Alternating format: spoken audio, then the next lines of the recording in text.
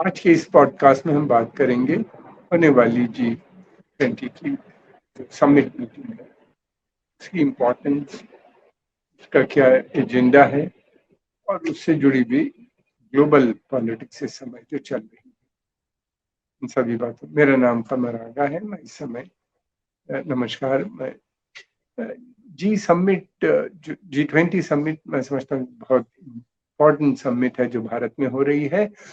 और भारत को वैसे काफी एक्सपीरियंस है, इससे पहले भी हिंदुस्तान ने बहुत से बड़ी जो है समिट मीटिंग्स यहाँ पे हो चुकी हैं, multilateral, bilateral, non align summit. उसके अलावा प्रधानमंत्री भी काफी एक्टिव रहे अंतर्राष्ट्रीय पटल के ऊपर। उन्होंने बहुत से देशों का दौरा भी किया। फिर उसके अलावा इस तरह की जो मल्टीलैटरल डिप्लोमेसी है, कॉन्फ्रेंस डिप्लोमेसी, उसमें भी वो काफी सक्षम रहे। और पिछली समिट मीटिंग में जो बाली में हुए थे, उसमें उनका एक बड़ा योग भी था, जिसके ऊपर कंसेंसस हुआ कि युद्ध का काल अब समाप्त हो गया है। इसके ऊपर एक डिक्लेरेशन निकला। ये समिट जो हो रही है, ऐसे समय में हो रही है, ये बहुत इम्पोर्टेंट है।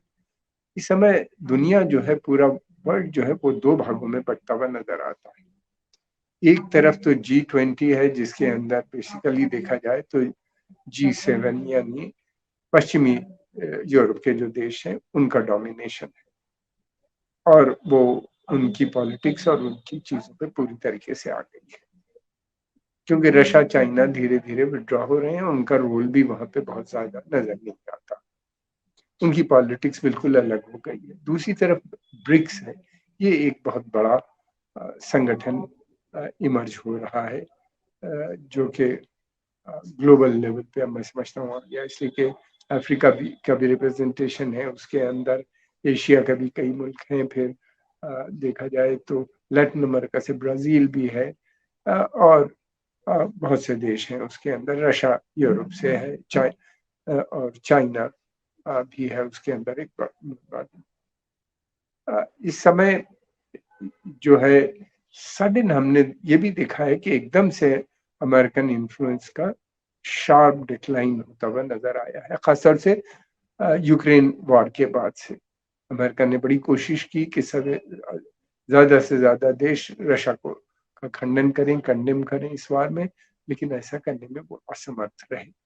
यही नहीं, बल्कि उनके जो बहुत से सहयोगी देश थे, खास एलाई जैसे कि यूएई और सऊदी अरेबिया, उसके अलावा और काफी देश हैं, अफ्रीका में बहुत से देश हैं, लेकिन उन देशों ने कंडेम नहीं किया, बल्कि वार को कंडेम किया और ये पीस की बात की कि अमन शांति होनी चाहिए।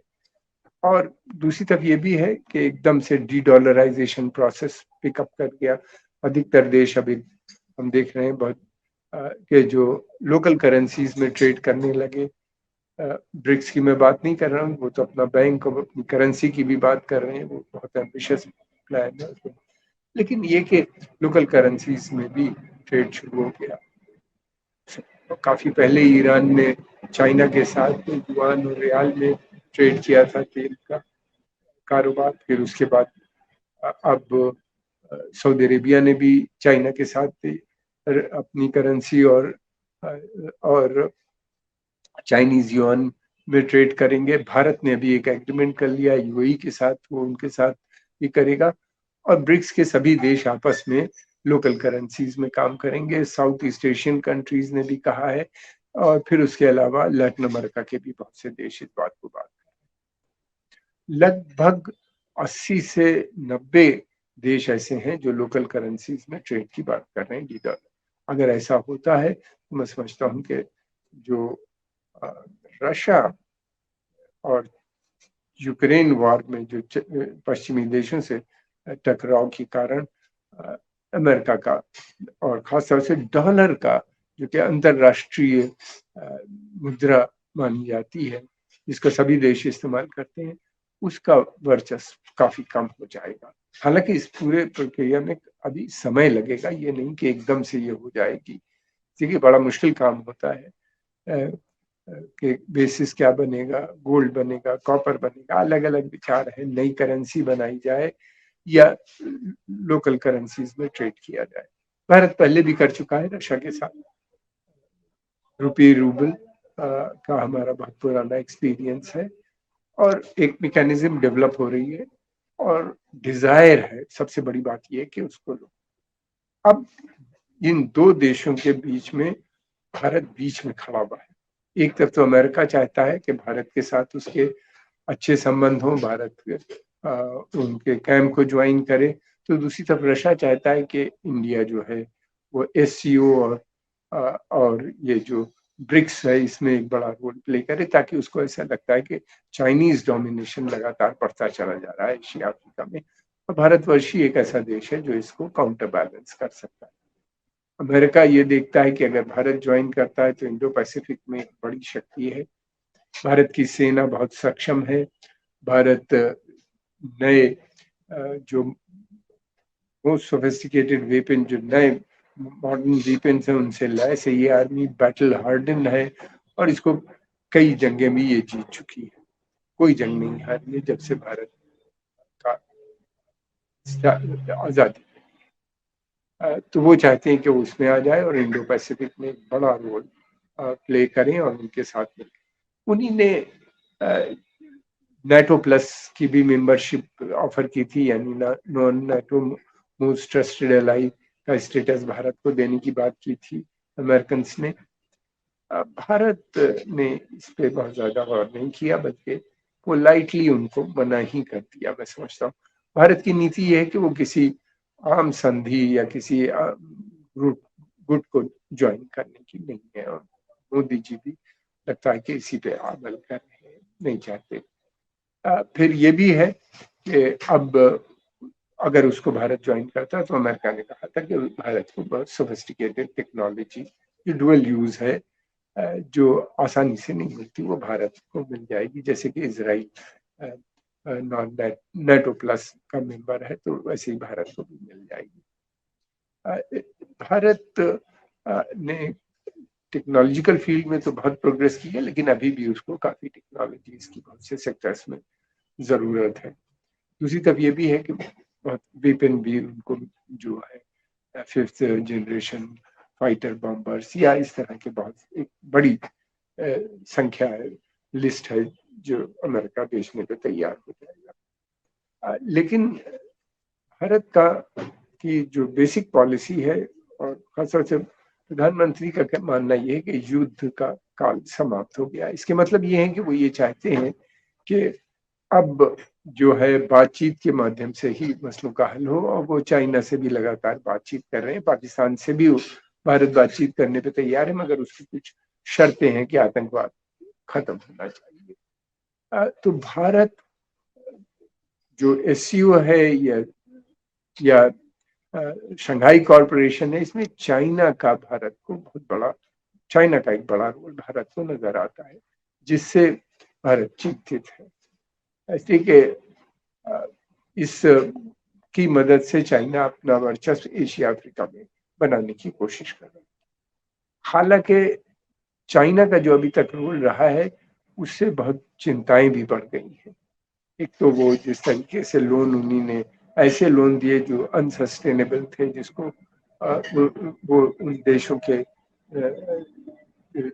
वो देश उसको वापस नहीं कर सकते थे, इतने बड़े ऋण थे, जैसे कि श्रीलंका में हुआ या पाकिस्तान में भी हो रहा है, या इस तरह के बहुत से देश है।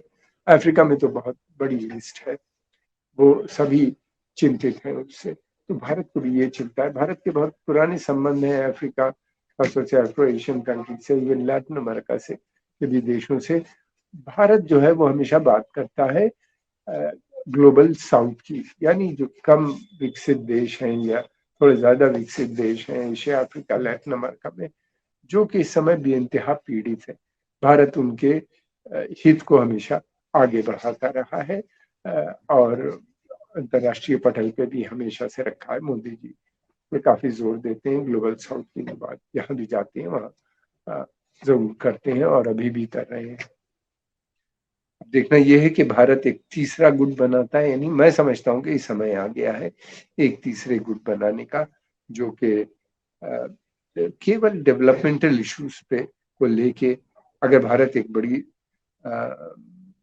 समिट यहाँ पे मीटिंग करता है तो मैं समझता हूँ बहुत से देश आ जाएंगे। और यहाँ पे भारत का एक इतिहास रहा है कि हमेशा से उसने देशों को सपोर्ट किया है, तो एक तीसरा बड़ा ग्रुप भी बन सकता है। बहरहाल ये मेरी सोच है, सरकार की सोच कुछ अलग ही होती है।